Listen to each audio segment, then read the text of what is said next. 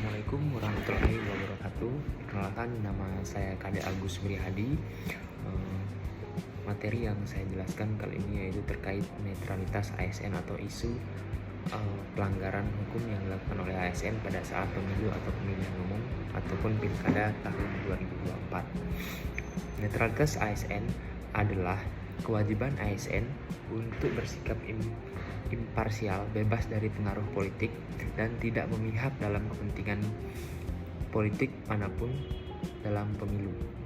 Hal ini diatur juga dalam undang-undang untuk menjaga birokrasi yang profesional, mencegah penyalahgunaan fasilitas negara, dan menjamin pelayanan publik yang adil. Sebagai seorang ASN juga memiliki hak pilih dalam pemilihan umum di Indonesia. Tetapi ASN harus juga mematuhi aturan-aturan yang telah ditetapkan terkait netralitas dalam pemilihan umum. Adapun aturan dalam netralitas ASN yaitu diatur dalam Undang-Undang Nomor 20 Tahun 2023 tentang netralitas ASN.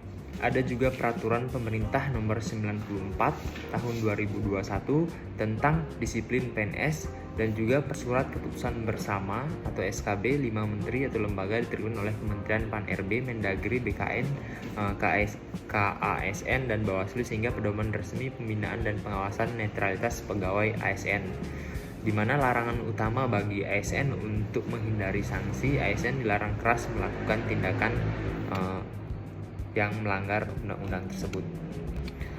Adapun bentuk tindakan yang dilarang atau diatur dalam disiplin PNS dan tidak boleh dilakukan oleh ASN. Yang pertama itu menjadi anggota atau pengurus partai politik. Yang kedua itu mengadakan kegiatan yang mengarah pada keberpihakan seperti ajakan, pertemuan, dan dukungan salah satu pasangan calon.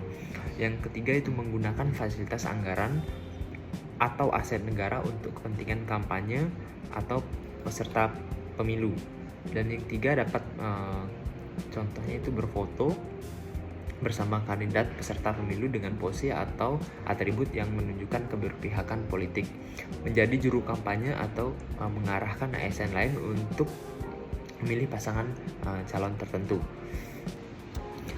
Sesuai dengan peraturan perundang-undangan tersebut, seorang PNS yang tidak netral atau melanggar hukum disiplin dapat dijatuhi jenis hukuman disiplin berat, yaitu yang pertama bisa juga sebagai penurunan jabatan setingkat lebih rendah selama 12 bulan, dan yang kedua itu pembebasan dari jabatannya menjadi jabatan pelaksana selama 12 bulan, dan pemberhentian dengan hormat tidak atas permintaan sendiri sebagai seorang PNS. Jadi seorang yang PNS netral di Kabupaten Kolaka Timur di Loya itu yang sebagai kepala puskesmas Tindo tersebut dapat dikenakan sebagai hukuman disiplin berat, yaitu pembebasan dari jabatannya menjadi jabatan pelaksana selama 12 bulan, serta dikenakan hukuman pidana dan menjalani hukuman pidana sesuai dengan peraturan perundang-undangan yang berlaku.